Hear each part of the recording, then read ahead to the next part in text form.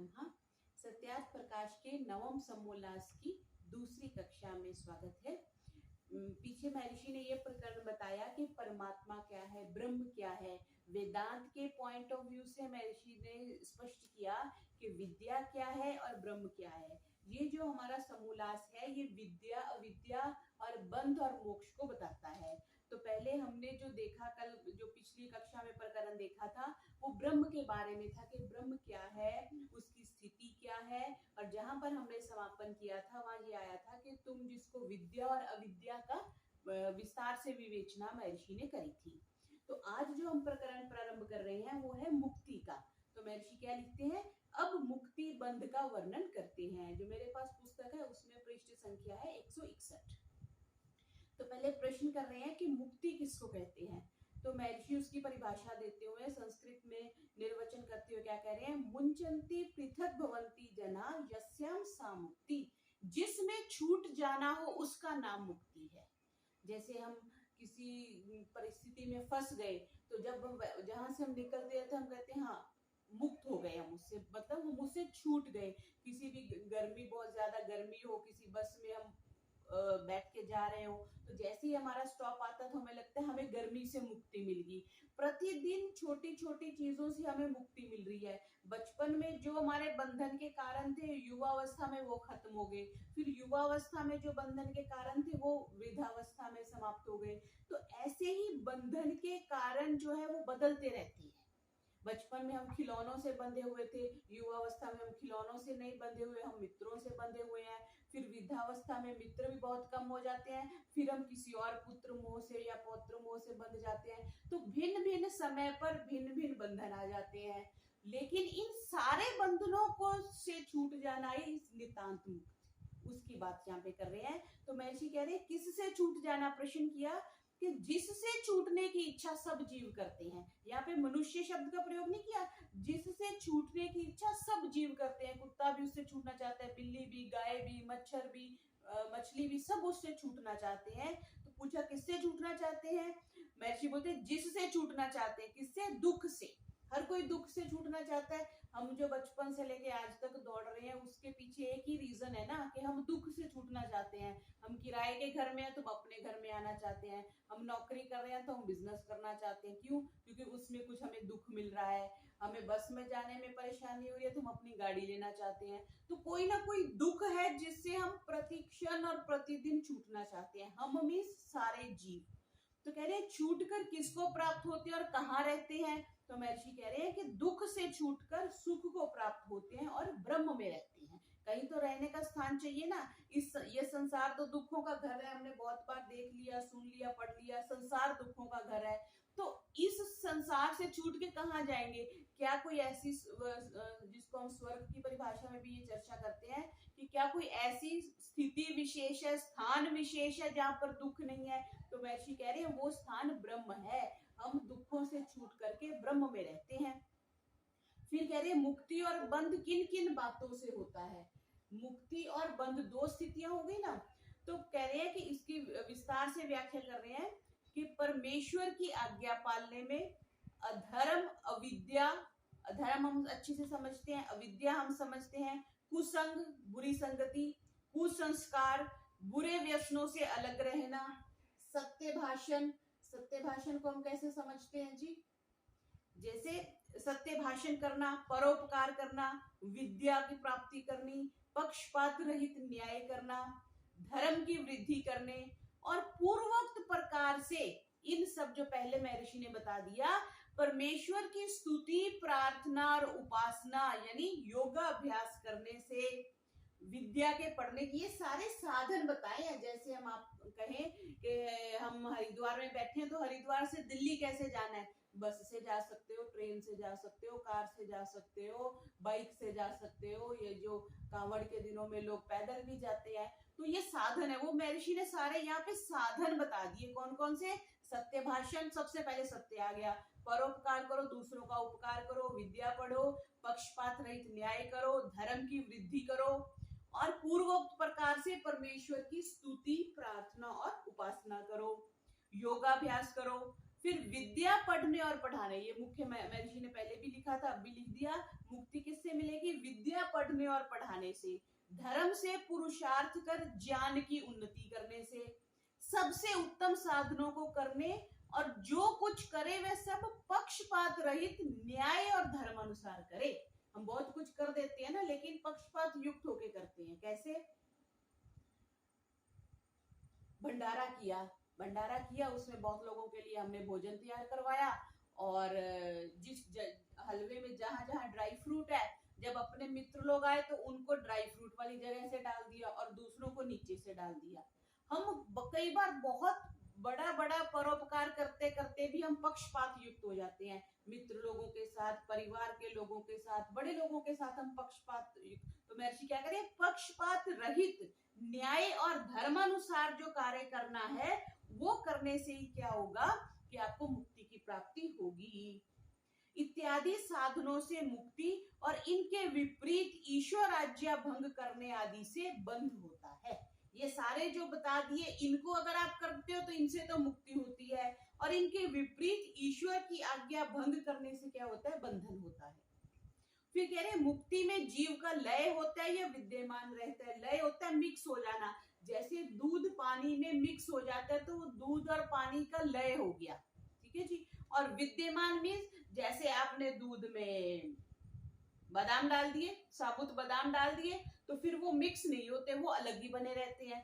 तो जो अलग बना रहना हो गया, तो महर्षि क्या कह रहे हैं कि विद्यमान रहता है, मीन्स मुक्ति में जो जीव की स्थिति है वो ऐसे ही रहती है जैसे दूध में बादाम रहता है। दूध में पानी की तरह नहीं हो जाता, ब्रह्म और जीव मिल नहीं जाते, कच्ची लस्सी नहीं बन जाती, उसमें दूध में अलग सत्ता रहती है, जैसे वो साबुत बादाम आपने दूध में डाल दिए। फिर महर्षि अपने तरफ से प्रश्न करते हैं कि कहाँ रहता है जीव? तो कहते हैं ब्रह्म में रहता है। ब्रह्म कहाँ है? वह मुक्त जीव एक ठिकाने रहता है या स्वेच्छाचारी होकर सर्वत्र विचरता है? इसके उत्तर में क्या कह रहे हैं? जो ब्रह्म सर्वत्र पूर्ण है, सब जगह वो ब्रह्म है, उसी में मुक्त जीव अव्याहत गति। अव्याहत गति क्या होती है? कि उसको कहीं रुकावट नहीं है, वो विज्ञान और आनंद पूर्वक सर्वत्र स्वतंत्र विचरता है। हम दुनिया में स्वतंत्र नहीं विचर सकते ना, हम भारत में विचर सकते हैं, हम चाइना में नहीं विचर सकते बिना वीजा के, हम पाकिस्तान में नहीं जा सकते, बांग्लादेश नहीं जा सकते, किसी भी और देश में नहीं जा सकते। क्यों? अव्याहत गति नहीं है हमारी, हमें पासपोर्ट चाहिए, हमें वीजा चाहिए, हमें कितनी सारी फॉर्मेलिटीज चाहिए। तो यहाँ पे ये कह रहे हैं कि जो मुक्ति में जीव अव्याहत गति, उसको कोई बंधन नहीं है, वो कभी चांद पे चला जाए, कभी सूर्य पे चला जाए, कभी पृथ्वी लोक में आ जाए, कभी किसी और लोक में चला जाए, उसको कहीं भी कोई रुकावट नहीं है, कोई वीजा नहीं दिखाना, कोई टिकट नहीं लेनी, कोई परमिशन नहीं लेनी, और विज्ञान और आनंद पूर्वक स्वतंत्र विचरता है। स्वतंत्र हम अच्छे से समझते हैं। तो कह रहे हैं कि मुक्त जीव का स्थूल शरीर रहता है या नहीं? तो कह रहे हैं कि स्थूल शरीर नहीं रहता। स्थूल शरीर जो हमारे 5 भूतों से बना हुआ है, यह मुक्ति में नहीं रहता है, ये महर्षि यहाँ पे कह रहे हैं। फिर कह रहे हैं कि जो जीव है वह सुख और आनंद कैसे भोगता है? अब जिस व्यक्ति को टीवी देखना है तो उसकी आंखें होंगी तभी देखेगा, जिसके कान होंगे तभी वो सुनेगा।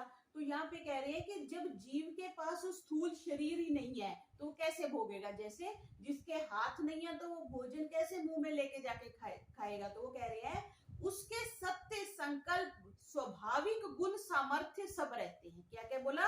एक सत्य संकल्प आदि बोल दिए, संकल्प उसके रहते हैं, और स्वाभाविक गुण और सामर्थ्य रहते हैं। स्वाभाविक गुण क्या है? आगे इसकी चर्चा करेंगे कि भौतिक संग नहीं रहता, मतलब भौतिक संग ये शरीर का हो गया ना, आंख, कान, नाक, मुंह जो दिख रहे हैं वो तो मुक्ति में नहीं रहते, लेकिन आत्मा के जो स्वाभाविक गुण और सामर्थ्य वो रहते हैं। तो आगे ये जो शतपथ कांड का ये 14वें का व्याख्या करके क्या कह रहे हैं? श्रृण्वन् श्रोत्रम भवति, ऐसे सारी इंद्रियों का बताया कि मोक्ष में भौतिक शरीर व इंद्रियों के गोलक जीवात्मा के साथ नहीं रहते।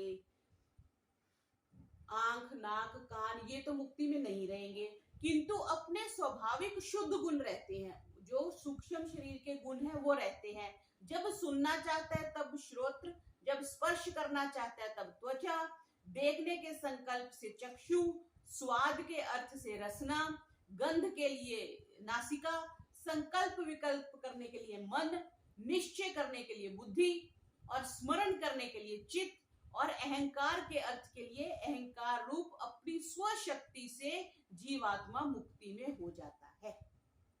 इसको हम ऐसे भी देखेंगे कि मुक्ति में ये शरीर तो नहीं जा रहा, लेकिन सूक्ष्म शरीर तो जा रहा है। अब जो सूक्ष्म शरीर जा रहा है उसके साथ क्या हो रहा है कि उन इंद्रियों के सूक्ष्म तो जा रहे हैं ना, सूक्ष्म शरीर में इंद्रियां तो है ही, पांचों इंद्रियां हैं, उन इंद्रियों से मन भी है, बुद्धि भी है, अहंकार भी है, उनके साथ संकल्प विकल्प करके आत्मा सुख का भोग करता है। दुख तो होता ही नहीं मुक्ति में, वो बात यहाँ पे कह रही है कि संकल्प मात्र शरीर होता है और जैसे शरीर के आधार रहकर इंद्रियों के गोलक के द्वारा जीव स्व कार्य करता है, इंद्रिय से आंखों से देखते हैं, हाथों से खाते हैं, कानों से सुनते हैं, वैसे अपनी शक्ति से मुक्ति में सब आनंद भोग लेता है, उसकी सामर्थ्य रहती है। ये महर्षि बता रहे हैं। फिर कह रहे हैं कि उसकी शक्ति कितने प्रकार की और कितनी है, ये प्रश्न किया। तो कह रहे हैं कि शक्ति तो उसकी एक ही है, परंतु बल, पराक्रम, आकर्षण, प्रेरणा, गति, भीषण, विवेचन, क्रिया, उत्साह, स्मरण, निश्चय, इच्छा, प्रेम, द्वेष, संयोग, विभाग, संयोजक, विभाजक, श्रवण, स्पर्शन, दर्शन, स्वादन और गंध ग्रहण, ये 24 शक्तियां हैं। ये आत्मा की शक्तियां कही गई हैं। आत्मा की शक्तियां हैं तो चाहे वो शरीर में रहे चाहे शरीर से बाहर रहे, ये शक्तियां तो उसके पास रहेंगी। जैसे हमारे राज्यपाल जी उस दिन आए हुए थे, आचार्य देवव्रत जी, वो चाहे गुजरात में बैठे, चाहे वो हरियाणा में बैठे, चाहे वो दिल्ली में बैठे, उनकी शक्तियां तो उनके पास रहेंगी ना। उनकी वो जो अथॉरिटी होती है, अथॉरिटेटिव सिग्नेचर लिखा होता है ना, सिग्नेटरी जो होती है, वो तो वही बनी रहेगी चाहे वो कहाँ भी रहे। वैसे ही आत्मा के ये जो 24 गुण बता दिए ना, बल, पराक्रम, गति है, वो स्मरण कर सकता है, वो निश्चय कर सकता है, वो इच्छा कर सकता है, वो प्रेम कर सकता है, ये सारी आत्मा की स्वाभाविक शक्तियां बनी रहती है, चाहे वो बंधन में रहे चाहे वो मुक्ति में रहे। फिर कह रहे हैं जो मुक्ति में जीव का लय होता तो मुक्ति का सुख कौन भोगता, और जो जीव के नाश ही को मुक्ति समझते हैं वे तो महामूढ़ है। जीव का नाश नहीं होता मुक्ति में, आत्मा का नाश नहीं होता। यहाँ पे ये कह रहे हैं क्यों, क्योंकि मुक्ति जीव का यह है कि दुखों से छूटकर आनंद स्वरूप सर्वव्यापक अनंत परमेश्वर में जीवों का आनंद में रहना। क्योंकि संसार तो दुखों का घर है, तो ये संसार को छोड़ करके परमात्मा में रहना। जैसे नॉन एसी कमरे से निकल के एसी कमरे में रहना ही एक तरह से गर्मी से मुक्ति है। बस अब आनंद भोगने के लिए इधर हम गर्मी तो सशरीर और ठंड जो है सशरीर भोग रहे हैं, मुक्ति में शरीर भी नहीं रहेगा लेकिन फिर भी सुख और आनंद की अनुभूति होगी। क्यों, अब आओ ऊपर देखिए, मतलब इतनी बारीकी से महर्षि ने सत्यार्थ प्रकाश में भी व्याख्या करी है ना। ऊपर पहले उन्होंने गुण लिख दिए कि ये सारे गुण उसमें उपस्थित है। अब आनंद कैसे आप भोगेंगे जी, या तो आप श्रवण से भोगेंगे या आप महसूस करेंगे, उसके लिए मन चाहिए। तो ऊपर पहले ही बता दिया कि उसके पास मन भी है, उसके पास बुद्धि भी है, उसके पास अहंकार भी है, और उसमें प्रेम, द्वेष, संयोग, विभाव, आकर्षण सब कुछ उसमें है। देखो स्पर्शन भी लिख दिया, मतलब आत्मा स्पर्श भी कर सकता है, आत्मा दर्शन भी कर सकता है, स्वादन भी कर सकता है। जिनके पास सिद्धियां आती है ना, बड़े बड़े सिद्ध होते हैं, वो बताते हैं ना कि उनके गुरुजी ने उनको दर्शन दिया, ये बताया। अब वो स्थिति में इससे पता भी चलता है कि आत्मा, वो जो मुक्त आत्मा ही तो उनको मार्गदर्शन करती है। योग दर्शन में भी ये विषय आता है कि जब हम ध्यान में बैठते हैं, साधना में बैठते हैं, तो कुछ विषय अगर हमें नहीं समझ आते या हम साधना में कुछ गलत कर रहे होते हैं, तो वो जो पर्टिकुलर गुरुजी है, उनकी आत्मा कह लो या उनका मार्गदर्शन हमें उस स्थिति में प्राप्त होता है। वो कब प्राप्त होगा, इसका मतलब वो जान रहे हैं कि हम कौन सी स्थिति से गुजर रहे हैं, तभी तो वो गाइड करेंगे। वही बात यहाँ पे कह रहे हैं कि दुखों से छूटकर आनंद स्वरूप सर्वव्यापक अनंत परमेश्वर में जीवों का आनंद से रहना। देखो वेदांत शारीरिक सूत्रों में वेदांत के फिर सूत्र देके व्याख्या कर रहे हैं। जो बादरी व्यास का पिता है वह मुक्ति में जीव और उसके साथ मन का भाव मानते हैं। मुक्ति में भी जीव जो है, आत्मा है, उसके साथ मन का भाव मानते हैं, अर्थात जीव और मन का लय पराशर जी नहीं मानते, ऐसा महर्षि कह रहे हैं। फिर कह रहे हैं कि जैमिनी आचार्य जिन्होंने मीमांसा दर्शन लिखा है, वो मुक्त पुरुष का मन के समान सूक्ष्म शरीर, इंद्रियां, प्राण आदि को भी विद्यमान मानते हैं। हम तो सिर्फ सूक्ष्म शरीर मानते हैं ना, कि मुक्ति में सूक्ष्म शरीर जाता है, स्थूल शरीर को तो हम जला देते हैं, वो तो खत्म हो गया, तो सूक्ष्म शरीर मुक्ति में जा रहा है। तो यहाँ पे ये कह रहे हैं कि सूक्ष्म शरीर, इंद्रियां, प्राण आदि को भी विद्यमान मानते हैं। यहाँ पे प्राण उन्होंने एक एडिशन कर लिया। फिर कह रहे हैं व्यास मुनि मुक्ति में भाव और अभाव इन दोनों को मानते हैं। ऊपर तो उन्होंने भाव मीन्स होना, किसी चीज की प्रेजेंस होनी, अर्थात शुद्ध सामर्थ्य युक्त जीव जो है वो मुक्ति में बना रहता है। ये नहीं कि मुक्त हो गया तो वो स्पर्श नहीं कर सकता, वो देख नहीं सकता, वो प्रेम नहीं कर सकता, वो आकर्षण नहीं कर सकता, ऐसा नहीं है, वो ये सब करता है। अपवित्रता, पाप आचरण, दुख, अज्ञान आदि का अभाव मानते हैं। नेगेटिव तो होगा ही नहीं, क्योंकि हम गर्मी से निकल के अगर एसी रूम में जा रहे हैं तो वहां गर्मी की तो कोई स्थिति है ही नहीं। फिर उपनिषद का वचन बता रहे हैं कि जब शुद्ध मन युक्त 5 ज्ञान इंद्रियां जीव के साथ रहती है और बुद्धि का निश्चय स्थिर होता है, उसको परम गति अर्थात मोक्ष कहते हैं। इसको आप अंडरलाइन कर लेंगे, इसको आप स्मरण भी करेंगे। उपनिषद का वचन क्या कहता है? जब शुद्ध मन युक्त, यहाँ पे शुद्ध मन आया, सिर्फ मन नहीं आया, वो मन जिसमें कोई राग नहीं है, कोई द्वेष नहीं है, कोई इच्छाएं नहीं है, कोई भटकन नहीं है, उस शुद्ध मन के साथ 5 ज्ञान इंद्रियां, आंख, नाक, कान, स्पर्श, जो हमारी 5 ज्ञान इंद्रियां हैं, वो जीव के साथ रहती है। ठीक है जी। और बुद्धि का निश्चय, और बुद्धि भी साथ में रहती है, उसको परम गति अर्थात मोक्ष कहती है। तो इसका मतलब इससे स्पष्ट हो गया कि जो आत्मा है उसके ये 5 जो सब्जेक्ट्स हैं वो उसको रिसीव करती है और उनको आनंद को भोगती है। फिर आगे ये छांदोग्य उपनिषद का बता रहे हैं कि जो परमात्मा के बारे में क्या बताया कि वो सर्व पाप, सभी पापों से जरा कह देते हैं बीमारी को, मृत्यु, शोक, क्षुधा कहते हैं भूख को, पिपासा प्यास से रहित है, सत्य काम और सत्य संकल्प है। ये बहुत बार महर्षि ने शब्द प्रयोग किया। सत्य को तो वो स्ट्रेस देते ही देते हैं। सत्य काम, हमारी कामनाएं सत्य नहीं होती, हमारी कामनाएं असत्य भी हो जाती है। और सत्य संकल्प, उसके संकल्प भी हमेशा सत्य होते हैं। हमारे तो संकल्प विकल्प हो जाते हैं। आज निकले थे कि आज हम कुछ काम करके आएंगे, 5,000 का काम करके आएंगे, हमारा तो काम हुआ ही नहीं, 3,000 का ही हुआ, तो हमारा संकल्प विकल्प हो गया ना, हमारा सत्य संकल्प नहीं हुआ। तो लेकिन जो महर्षि के संकल्प होते हैं वो क्या है? वो सत्य, जो मुक्त आत्मा के, परमात्मा के जो संकल्प हैं वो सत्य संकल्प होते हैं। फिर क्या कहा? उसकी खोज और उसी को जानने की इच्छा करनी चाहिए। किसकी इच्छा करेंगे हम? किसकी इच्छा करते हैं? जिसके पास बड़ी कुर्सी है, जिसके पास बड़ा धन है। लेकिन महर्षि कहते हैं कि उस परमात्मा की खोज और उसी को जानने की इच्छा करनी चाहिए। कौन? जो पाप से रहित है, जो मृत्यु से रहित है, जिसको शोक नहीं होता, जिसको भूख प्यास नहीं होती, और जिसके सारे संकल्प जो है वो सत्य होते हैं। जिस परमात्मा के संबंध से मुक्त जीव सब लोकों और सब कामों को प्राप्त होता है, जो परमात्मा को जान के मोक्ष के साधन और अपने को शुद्ध करना जानता है, वही मुक्ति को प्राप्त कर सकता है। 2 कंडीशन बता दी, जो तो उसको जानना चाहता है और मोक्ष के साधन भी करता है और अपने को शुद्ध करना जानता है कि शुद्ध कैसे करना है। कल ही कोई चर्चा कर रहा था कि वास्तविक साधना है क्या। साधना का बस एक सीधा और सरल उत्तर यही है कि हम राग द्वेष से हट जाएं, बस। इससे बड़ी कोई परिभाषा नहीं है। महर्षि व्यास योग दर्शन में यही कहते हैं, हर प्रकार के राग द्वेष से दूर हो जाओ। लाभ हानि सुख दुख वो वही है। राग भी जो अच्छा लगता है, द्वेष जो अच्छा नहीं लगता। हमें कुछ भी ऐसा ना हो कि जो हमें अच्छा लगे और कुछ भी ऐसा ना हो जो हमें बुरा लगे। ऐसी स्थिति बना के रखना ही साधना है। तो कहा सो यह मुक्ति को प्राप्त जीव शुद्ध दिव्य नेत्र, शुद्ध मन से कामों को देखता प्राप्त होता हुआ रमन करता है। तो महर्षि यहाँ स्पष्ट कर रहे हैं कि यहाँ से भी परमात्मा की सर्वव्यापकता सिद्ध हो रही है कि ब्रह्म सब जगह है और उसमें जीव चला गया तो वो किससे?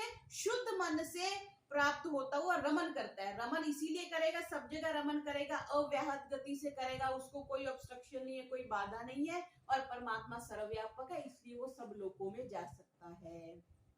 फिर कह रहे हैं जो ये ब्रह्मलोक अर्थात दर्शनीय परमात्मा में स्थित होके मोक्ष सुख को भोगते हैं और इसी परमात्मा का, जो कि सबका अंतर्यामी आत्मा है, उसकी उपासना मुक्ति की प्राप्त करने वाले विद्वान लोग करते हैं।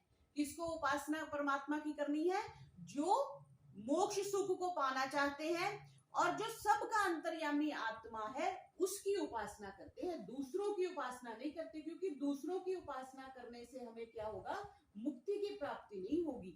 बाकी चीजें तो प्राप्त हो जाएंगी, लेकिन मुक्ति की प्राप्ति के लिए हमें उस परमात्मा की उपासना करनी पड़ेगी। फिर क्या कह रहे हैं? उससे उनको सब लोक और सब काम जो है वो प्राप्त होते हैं।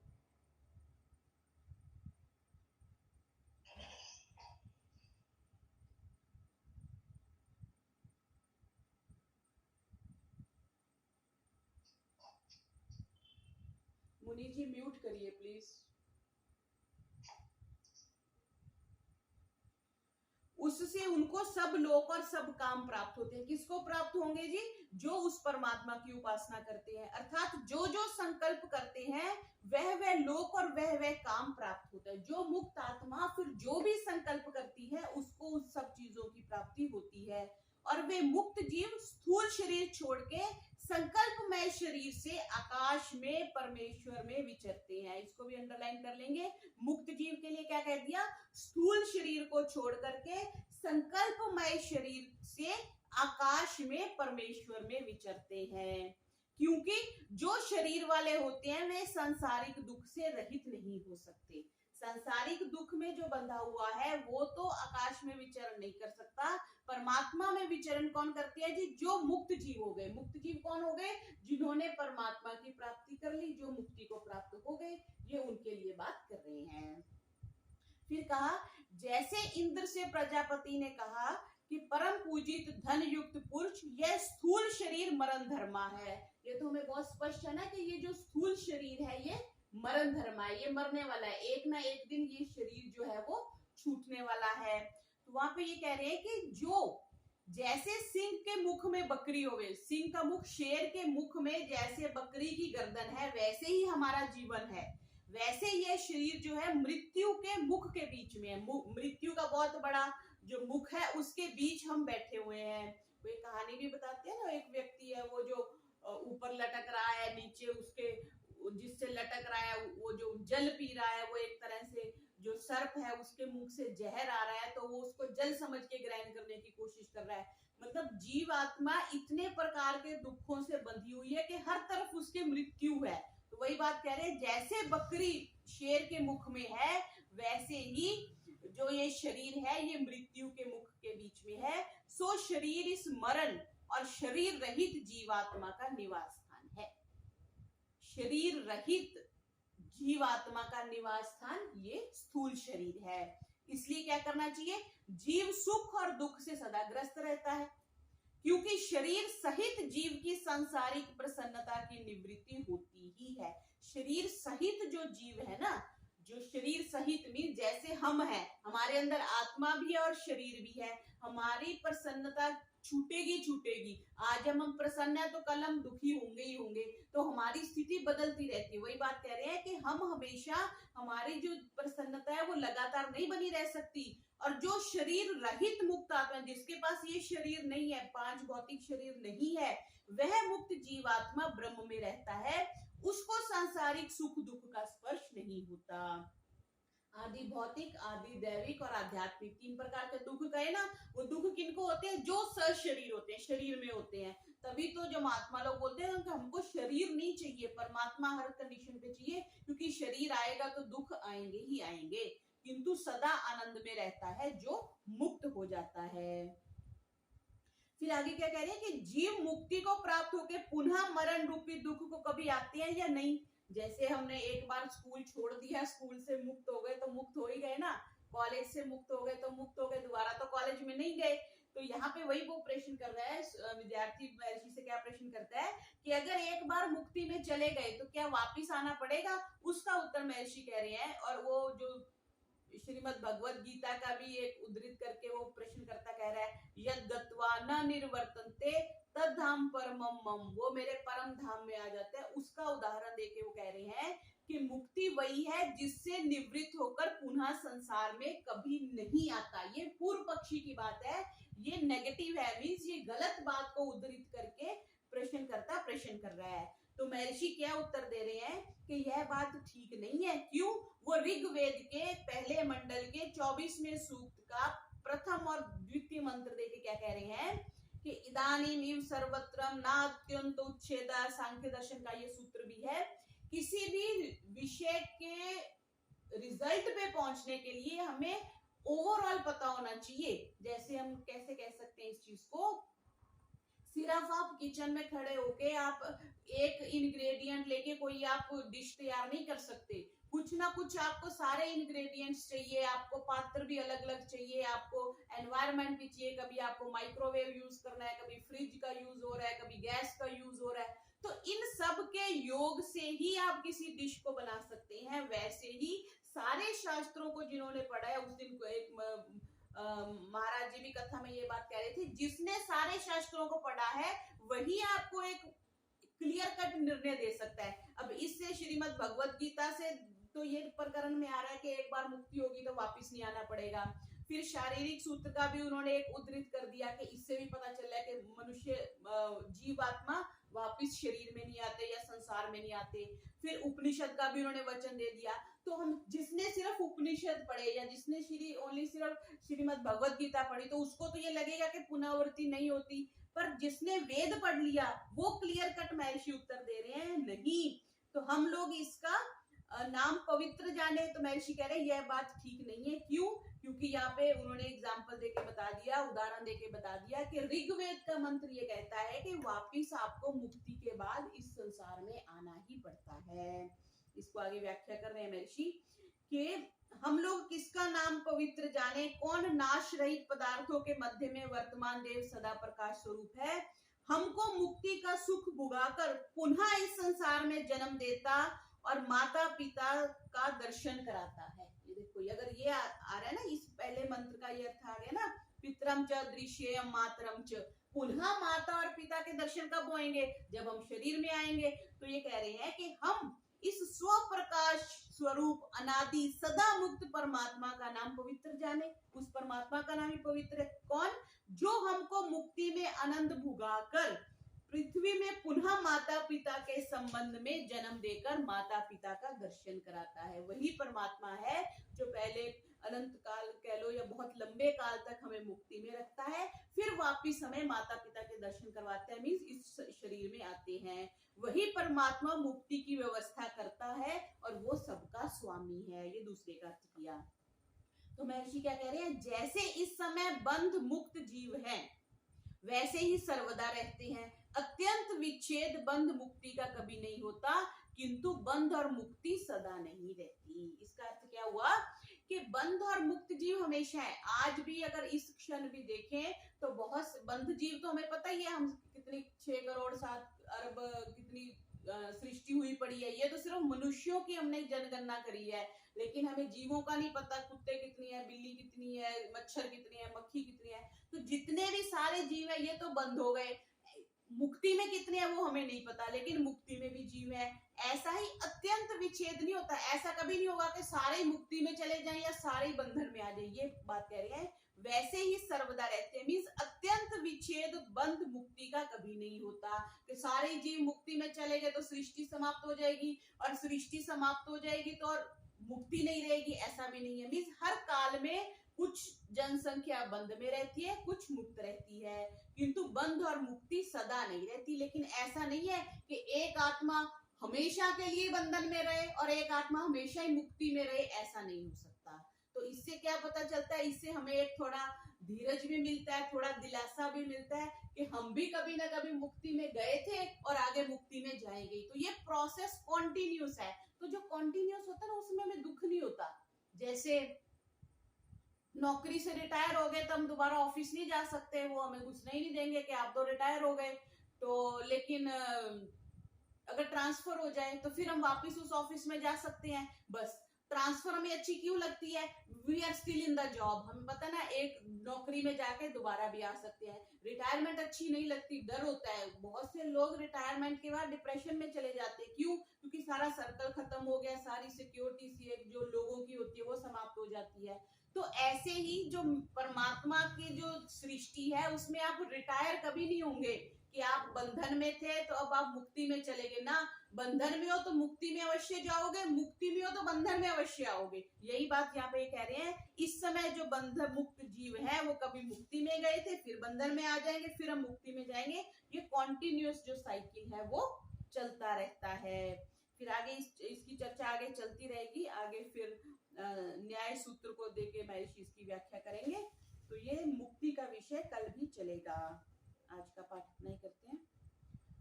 ओम शांति शांति शांति। सर्वेभ्यो